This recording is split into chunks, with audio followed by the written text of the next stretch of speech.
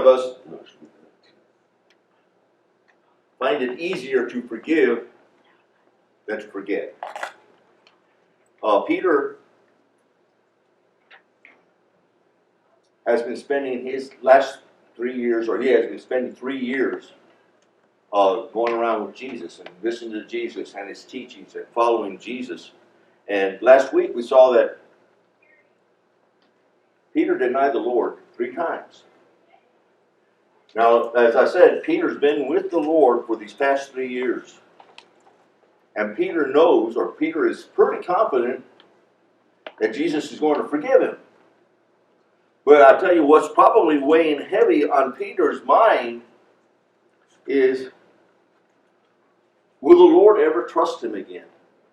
Will the Lord be thinking that, well, maybe Peter's going to deny me again? Can I really trust him? And Peter may be wondering, can the Lord still use me in his mission, the mission that he has had for the past 3 years? Can he trust me, or will he even can I even go and continue on with this mission? The purpose of today's class is to demonstrate the fact that Jesus can use us despite our past. Jesus can use us to give glory to God and to work his mission here on earth. The discussion question today, or starting the discussion question today, and to be honest with you, I don't know if we're going to get a whole lot of input on this question. And really, it's not more of a question; it's more of a statement.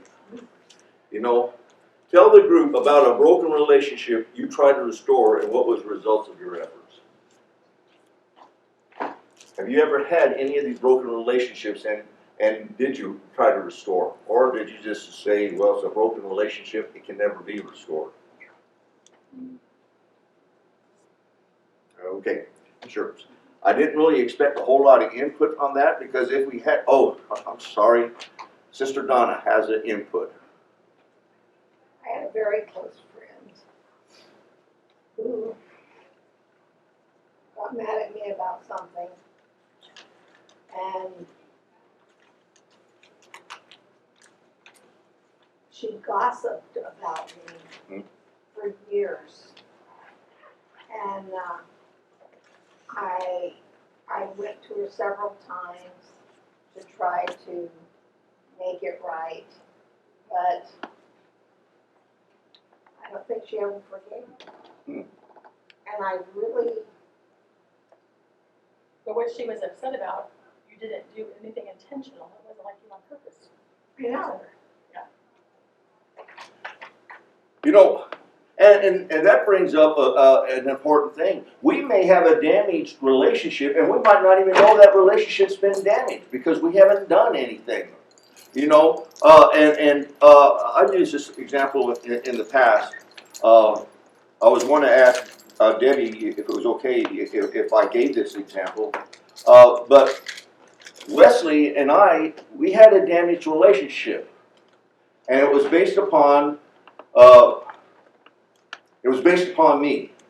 You all know how I like picking on Larry and so on and so forth. And evidently, I took it one step too far, picking on Wesley, and he became upset with it. But Wesley, being as I didn't know the relationship was damaged, there was nothing I could do about it. But what Wesley did was he came and he approached me and asked me, well, what's up? Have I done something to offend you? And the answer was, no, he had done nothing to offend me. It was me, carrying things too far and not even realizing I did it. Well, Wesley's comment to me was able to fix and repair that damaged relationship. And I think Wesley and I got along fine and dandy as brothers in Christ up until his passing. And even at Wesley's funeral, I continued to pick on him. I picked on him in my little thing up there. For those that were there, you know what I was talking about.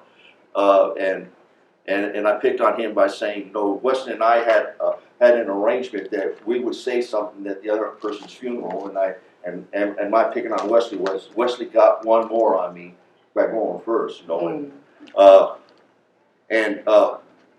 And I was kind of surprised to see that. I actually got some giggles out of that one, even from Debbie. Debbie appreciated the thought. At least she acted like she did. Maybe we've got an image relationship there. I don't know. But anyway, you know, if it doesn't always work out the way we want it to work out. Follow-on question, and this is a personal reflection. Describe how you feel when someone you have hurt refuses to forgive you. You know, and I don't really expect you to say anything like that, but I imagine we don't feel good about it. Oh, Donna, go ahead. You find them constantly in your prayers. Yeah, exactly. That's what we should do, is pray for them. Pray for ourselves in that relationship, and you know, if the Lord, you know, ask the Lord to work it out in His own way. We're in the last chapter of John, and we're going to finish up today with this. And this last chapter of John is I call it a walking with the risen Savior. Let's read verses 1 through 14, and then get into the discussion. After these things, Jesus showed Himself again to the disciples at the Sea of Tiberias. In this way, He showed Himself. Simon Peter, Thomas, called the twin, Nathanael, and Cana in Galilee, the sons of Zebedee, and the two others of His disciples were together. Simon Peter said to them, I am going fishing. They said to him, we are going with you also. They went out and immediately got into the boat, and that night they caught nothing. But when the morning had come, Jesus stood on the shore, yet the disciples did not know it was Jesus. Then Jesus said to them, Children, have you any food? They answered Him, No. And He said to them, Cast the nets on the right side of the boat, and you will find some. So they cast. And now they were not able to draw in because of the multitude of fish. Therefore that disciple whom Jesus loved said to Peter, It is the Lord. Now when Simon Peter heard that it was the Lord, he put on his outer garment, for he had removed it, and plunged into the sea. But the other disciples came in a little boat, for they were not far from land, but about 200 cubic meters, dragging the net with fish. Then as soon as they had come to land, they saw a fire of coal there, and a fish on it, and bread. Jesus said to them, Bring some of that fish with you have caught. Simon Peter went up and dragged the net to land full of large fish, 153. And although there were so many, the net was not broken. Jesus said to them, Come and eat breakfast. Yet none of the disciples dared to ask Him, Who are you? Knowing that it was the Lord. Jesus then came and took the bread and gave it to them, and likewise the fish. This is now the third time Jesus showed Himself to His disciples after He was raised from the dead.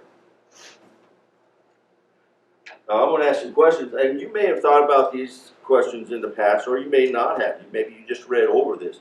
But the first question I got over this reading is, what is the significance of Peter's decision to return to fishing? Or is there any significance in it?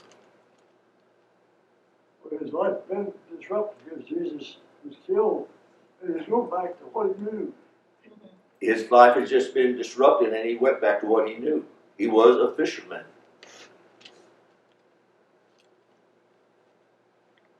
Any other thoughts? Is there more to this than that? And I'm going to expand on what Larry said in a moment here. They were hungry. They were hungry. Maybe they, wanted to get something to eat. They were hungry when they got ashore because Jesus fed them. So it might have been a means of their survival and getting some fish so they can have something to eat. There are those that when they read this passage, they don't lay any significance to the fact that they went fishing, other than the fact they might say, well, they went fishing because they needed something to do. They were bored. Now, I'm going to go back to what Larry said, where he was a fisherman. And go back to what I said at the beginning of the class. Peter had I think Peter had his doubts. Is Jesus going to remember these things, or he's going to forget about it, or is he going to hold these things against me? Is he ever going to trust me? Can I continue on with his mission? I kind of think that Peter was thinking, well, if, you know, for the past 3 years I've been walking around with Jesus, teaching and spreading the word, and his thoughts might have been, now what am I going to do? Well, maybe this was an attempt to return to his normal life. Again, he was a fisherman.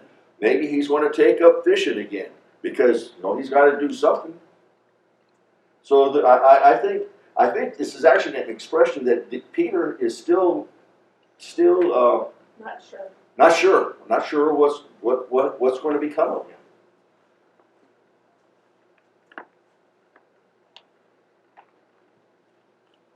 What is Jesus trying to show the disciples by allowing them to catch such a large amount of fish?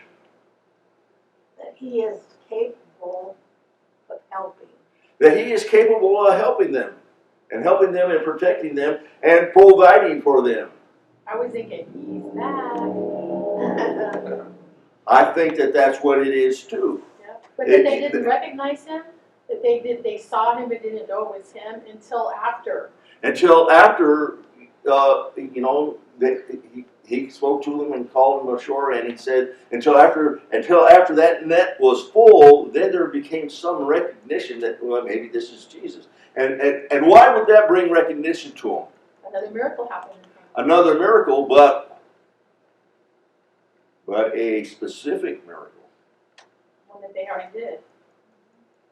What miracle did Jesus perform for them before he called them? They got a bunch of fish for him. He sat there and it was another day. It was another lousy day of fishing. They weren't catching any fish then. And he told them, back then I think he said, well, cast it on the other side. Yeah. Yeah, so cast it on the other side, and they pulled up a large barrel of fish, or a large net. And after he called them the first time, then the fish sustained their father and their business, and they went to follow Jesus. And they went and followed Jesus because there was then. But I want you to make the connection here.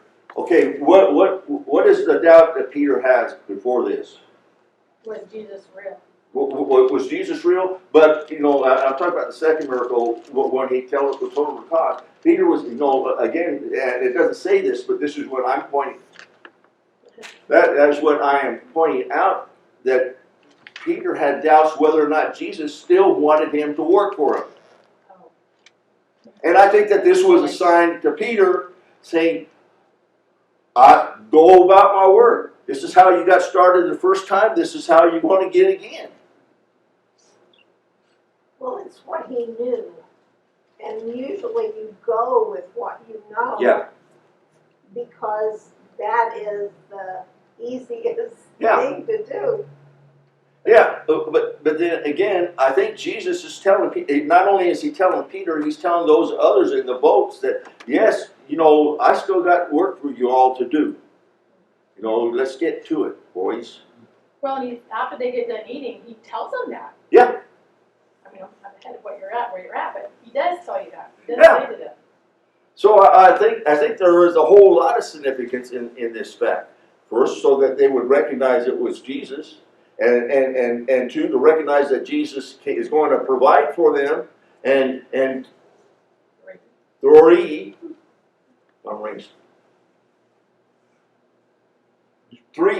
he has work for them to do.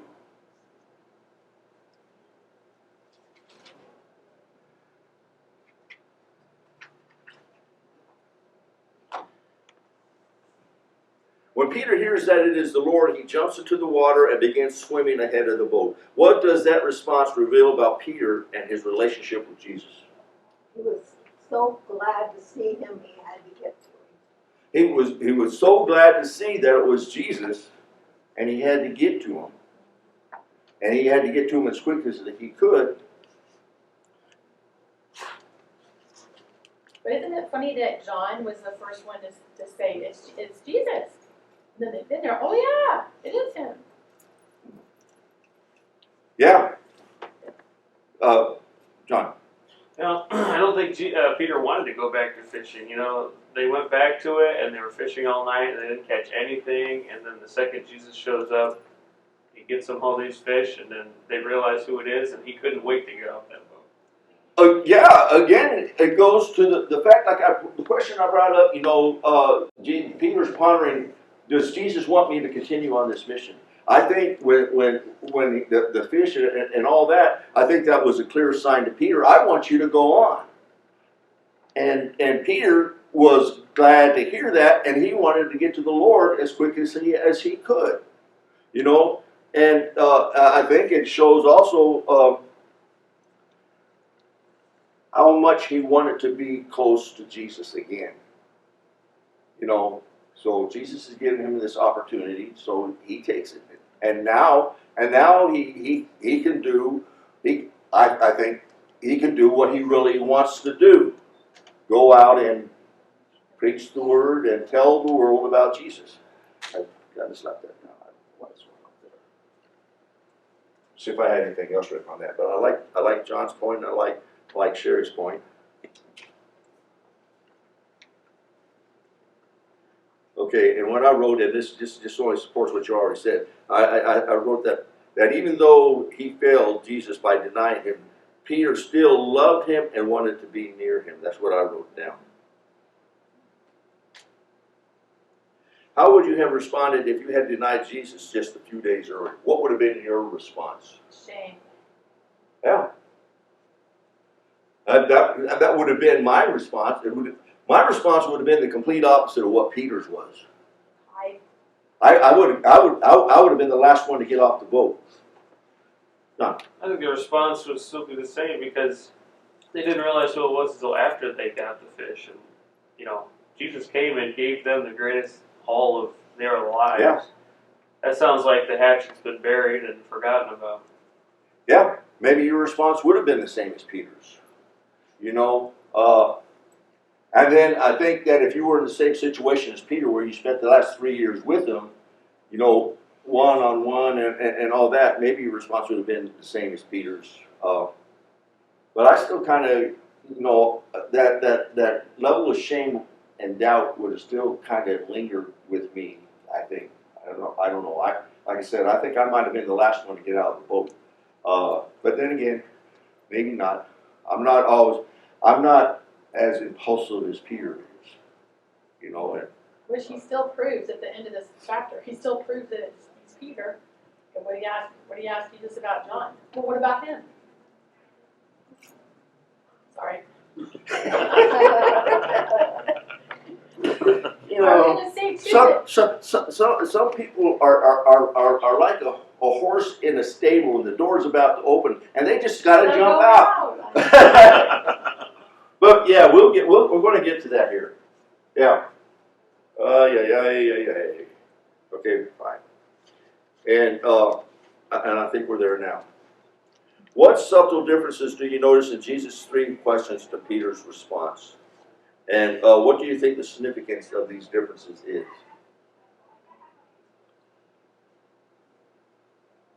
He gets frustrated at the end. By the third Yeah. time, he's like, I've already told you that I love you, of course. Okay, first of all, what are the differences? And I think Peter's responses are related to Jesus' questions. And in the English, you might not notice the differences in Jesus' questions. But Jesus asked Peter, do you love me? Do you love me? Do you love me? In English, that's asking the same question 3 times.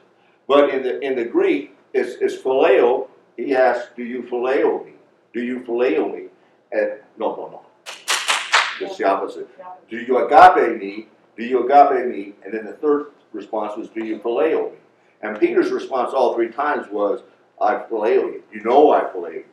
I phileo you. And phileo is love as a friend. Agape is love with a godly love. And Peter's responses, the significance in his responses was again in his inflection, in his tone. First one was, yes, I love you. Well, I love you. And then his last one was, I love you. There was a response. There was a change in the significance. So, like Sherry says, he was frustrated at the question. So those are the significance in it. Or those were the differences in it. But what is the significance in it? No, I was gonna say, I think that we missed in verse 8. So when all the other apostles, when they came and got off the boat, and there was a fire burning with fish and bread, well, where did that come from? Yeah. Well, that's another miracle that, I mean, had to be. They didn't bring it. They didn't happen to brought the fish. He said, well, bring some of your fish. So, yeah. There could have been a miracle there, or it could have been the fact that Jesus just came from the market We had it. and brought it with him. I choose miracle. Yeah, okay, miracle. The miracle was definitely in the net and all that. Yeah.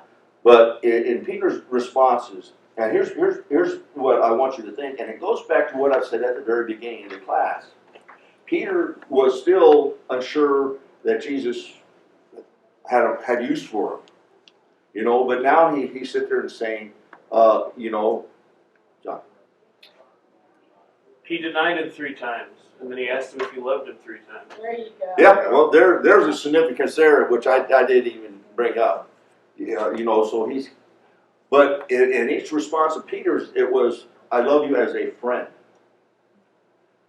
Well, then you get the agape love.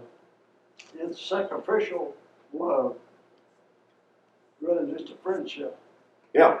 If Peter was reading that, that's what it was. Well, I think there also might be some significance here. Again, Peter, I think there's a, you know, what was Peter's attitude before the cross? I'll go with you wherever you go. I'll take you wherever you go. His attitude was boastful. I can do this, I can do that, you know, because you're with me and all that. I think there's a sense of truthfulness now in Peter. I think Peter realized at this time, I don't think Peter realized at this time he was not able to give that sacrificial love to Jesus. He was only able to love Jesus as you would love a friend, you know. And I think by the end of Peter's life, obviously he had that sacrificial love because he was a sacrifice. John. You know, it says in 19 that Jesus said these things to indicate the kind of death Peter would have. You know, Jesus was denied 3 times before he went to the cross, and Peter was affirmed 3 times before he went to the cross. Yeah. Do you think that Peter knew when Jesus just, you know, that phrase when he told him when you were young and when you were older? Do you think that Peter knew he was saying, this is what's coming? That Peter got it? I mean, John did. And I think Peter got it as well. But it was something that he had to grow into. No, Wednesday night we're having a class on growth. You know, we all need to grow, and I think that what shows the fact that we all needed to grow is Peter needed to grow. You know, so he needed to grow. We always need to grow all the time. Yeah, but and I also on these questions, you know, Jesus was response: care for my sheep, find my sheep, and so on and so forth. And I think this was a sign to Peter that Jesus was still willing to accept him as he was, not as he was going to become, what he was going to be. Let's read some more and get on with this. 15 to the end of the chapter. We got some more questions. And I want to thank you all for the input we're getting. I think this has been a very, very, very, very valuable class and lesson-wise. Okay, so beginning in 15. So when they had eaten breakfast, Jesus said to Simon Peter, Simon, son of Jonah. Okay, I'll read it. We already did that. I was supposed to read it earlier. Simon, son of Jonah, do you love me more than these? He said to him, yes, Lord, you know that I love you. He said to him, feed my lambs. He said to him again a second time, Simon, son of Jonah, do you love me? He said to him, yes, Lord, you know that I love you. He said to him, tend my sheep. He said to him a third time, Simon, son of Jonah, do you love me? Peter was grieved because he said to him a third time, do you love me? And he said to him, Lord, you know all things. You know that I love you. Jesus said to him, "Feed my sheep." "Assuredly, I say to you, when you were younger and girded yourself and walked where you wish, but when you are old, you will stretch out your hand, and another will gird you and carry you where you do not wish to go." This he spoke, signing by what death he would glorify God. And when he had spoken this, he said to him, "Follow me." Then Peter spoke around and saw the disciples whom Jesus loved following, who also had leaned on his breast and his supper, and said, "Lord, who is this one who betrays you?" Peter, seeing him, said to Jesus, "But Lord, what about this man?" Jesus said to him, "If I will that he remain till I come, what is that to you? You follow me."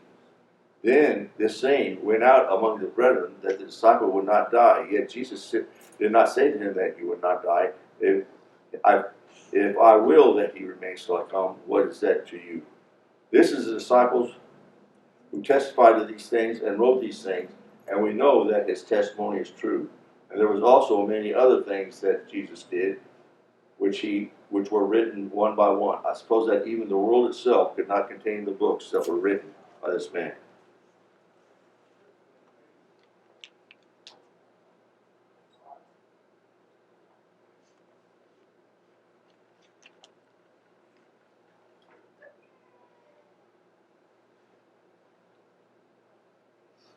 What can we learn from this passage about the steps involved in restoring a Christian who has sinned?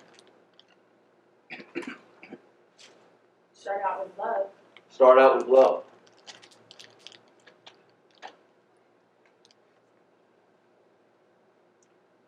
Mark? We're also not supposed to judge. We shouldn't judge others, God's job. We can evaluate, not judge. Yeah, evaluate, not judge. We don't know what circumstances the individual that sinned was going through and why he sinned or anything like that. But we can't go out. We don't go out trying to restore him by condemning him. But we do it with love. I don't know if I got anything else written down on this or not.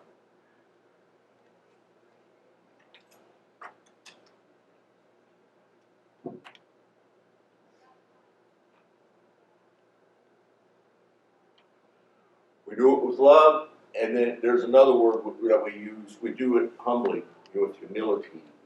We don't. Not holy or proud.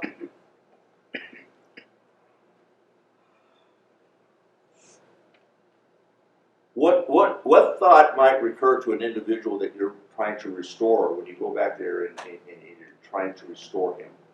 Come back to the church. What thought might come to him especially if you're approaching it in a wrong manner? They get defensive. They get defensive, or their thought is, and I think this is a thought. What is it we accuse, or what is it those outside the church often accuse those in the church of? Perfect. Or you think you're perfect. You think you're better than I am. So we need to get around that. That's why we approach them in humility. There's that thought that we might, they might think that we think that we're better than them, which isn't always the case, because We all sin. we all sin. Thank you. We all sin. We all know that we're not perfect, or we should know we're not perfect. Yes, John. Do you think that Jesus had already forgiven Peter for the betrayal, but he made him do the 3 times love to make Peter forgive himself for the betrayal? Yeah, there might be some of that.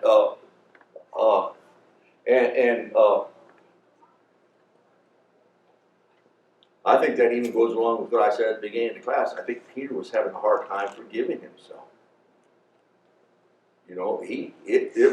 The sin was still holding on to him. So he needed to let go. So maybe Jesus is saying that 3 times to him is, Peter, you gotta forgive yourself. So there might have been some of that.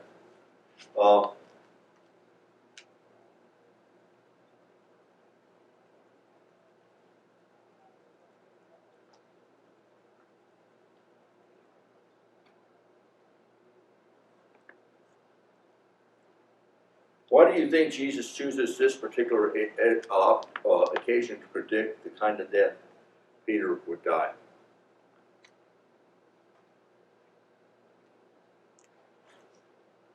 Was giving him assurance that he'd be with him up till that time.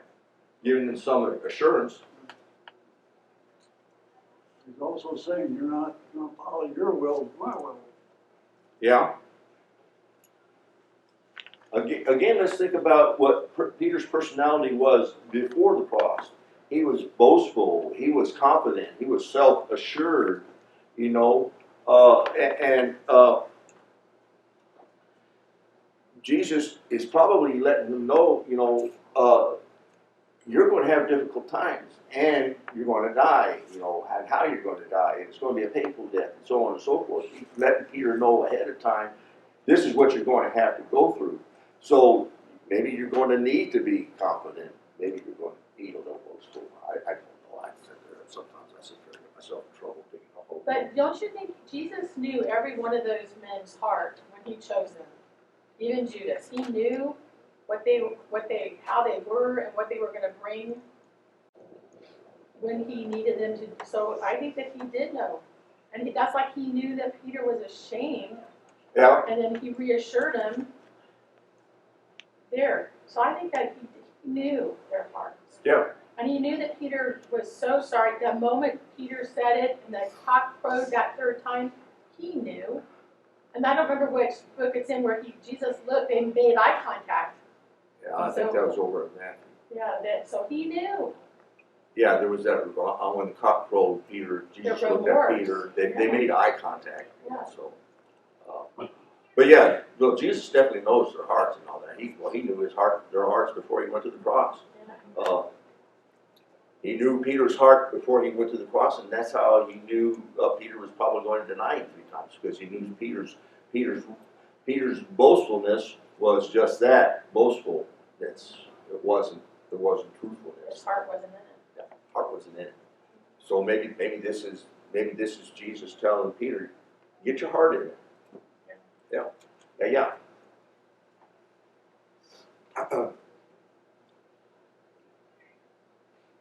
How does it help you to know that you can still serve and glorify God no matter what your past failures have been? They're reassuring. Yeah. It should be reassuring. Well,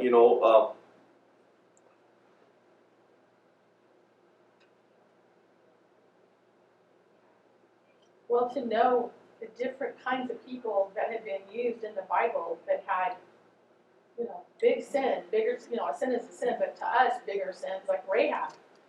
The lifestyle that people led, they know that God still had a plan for them and still used them. John? Yeah, I think that's why he had 12 disciples from different walks of life, to show that it doesn't matter what you do or how you do it, or if you're wealthy, if you're poor, they all failed at some point. Yeah. But he still chose them to be his disciples. I think when I think you can still serve and glorify God no matter what your past failures are. I think there's also the sense there that when we go to try to glorify God or go and try to teach somebody, we're not always going to be successful. That failure is going to be there, but I think it might assure us that we don't have to feel that we have to be dependent upon our being successful. I'm phrasing this wrong. I don't know how I'm phrasing That this. it's not about us. It's not about us. It's about what we're doing, not about our success in what we're doing. And we're not doing it alone. And we're not doing it alone. I think that's one of the things.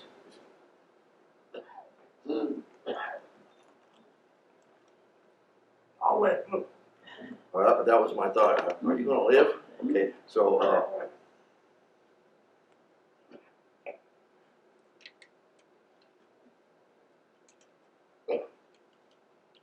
need a drink of water? Okay.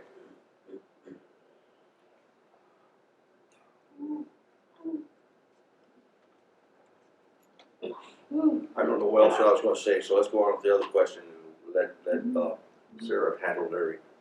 What does Jesus rebuke to Peter reveal about the dangers of comparing ourselves with other Christians? Is that right? Mhm. 22. Jesus said, "If I will that he remain till I come, what is that to you?" Okay, yeah. So he's rebuking because Jesus just told Peter you're going to die, and so Peter said, so it sounds to me like Peter wasn't very receptive to that at first. So he said, "Well, there's John. How's he going to die? Or what's that? What about him?" So Peter is comparing himself to John. And so the question then is, what does Jesus' rebuke to Peter reveal about the dangers of comparing ourselves with other Christians? Don't do it. Don't do it. Again, my making it to heaven and my serving Jesus, is that dependent upon what Larry does? No, No. depends on what you My do. getting to heaven is dependent upon me and what Jesus did. So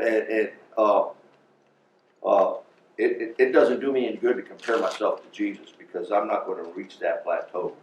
So I think the holiness of it, but yeah, it doesn't matter what someone else does or how he's going to be treated.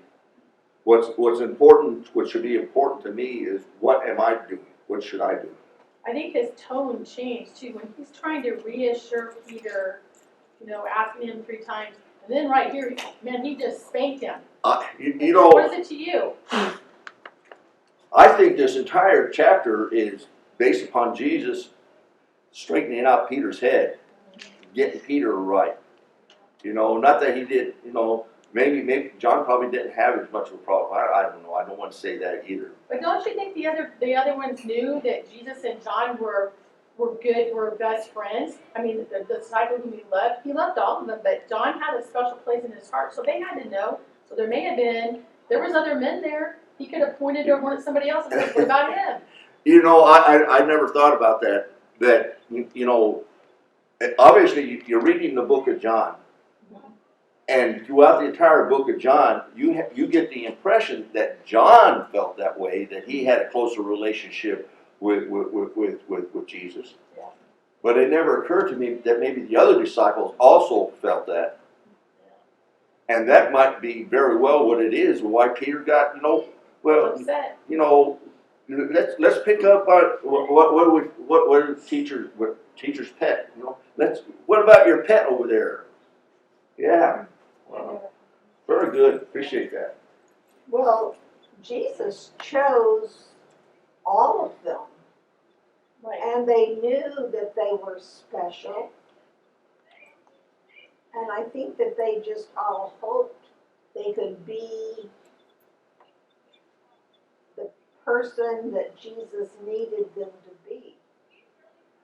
Yeah, and you're right. Jesus chose all of them. John. Yeah, I think the nice thing about the disciples is they're not special. They're like everybody else. Yeah. They all had their faults. They talk about how Peter was a bombastic guy, coarse, and all these other people had faults. Yeah. Tax collectors over here, fishermen wasn't exactly the highest trade at the time. You know what I mean? Like, these are ordinary people, but And they had a heart and that's for it. people. And I think Jesus purposely picked ordinary people. Who's going to reach an ordinary man, an ordinary person? But now before I was interrupted by Donna, what was my thought? Oh, if indeed, and it appears by reading the scriptures that Jesus was closer to John and he was closer to Peter than he was to the others, I think that points out the humanity of Christ. Are we not closer to some individuals than we are to others? And for what reason? Why are we close to that person? We might not know the reason why. We just draw closer to certain individuals. Ron's not here, so I'll talk about Ron. I feel like, as far as the elders are concerned, I think I'm closer to Ron than I am the other elders. And I'm closer to George than I am the other elders. And I think the reason I'm closer to these two individuals, I don't know if I'm closer to Ron or closer to George.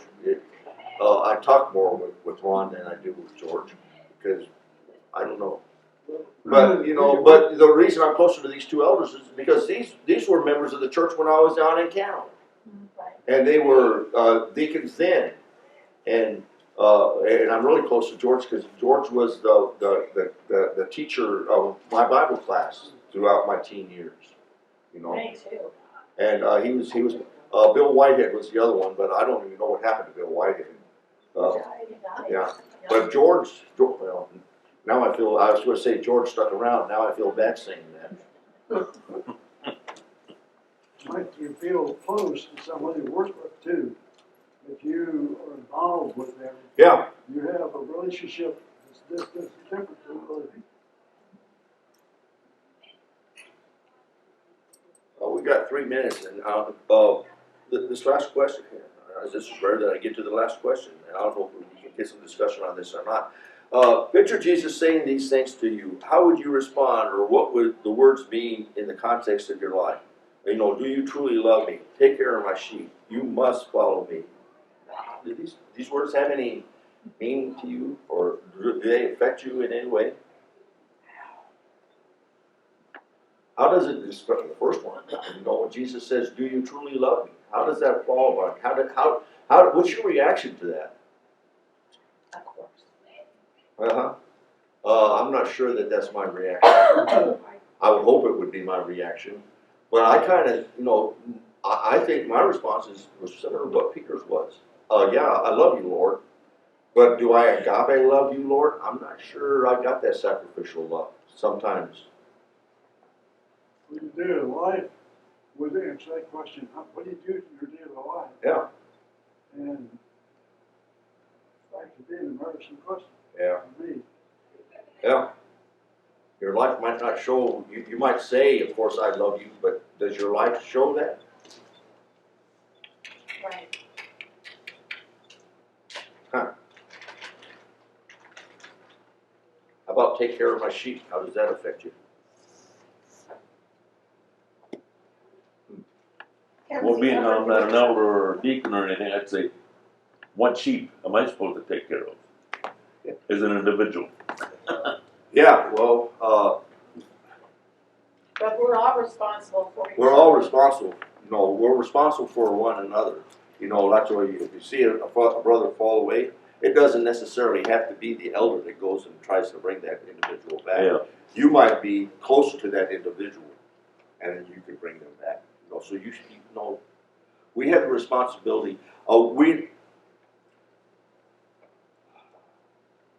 I don't think we as individual members have the same responsibilities as the elders have, because the elders have responsibilities for everybody in this congregation.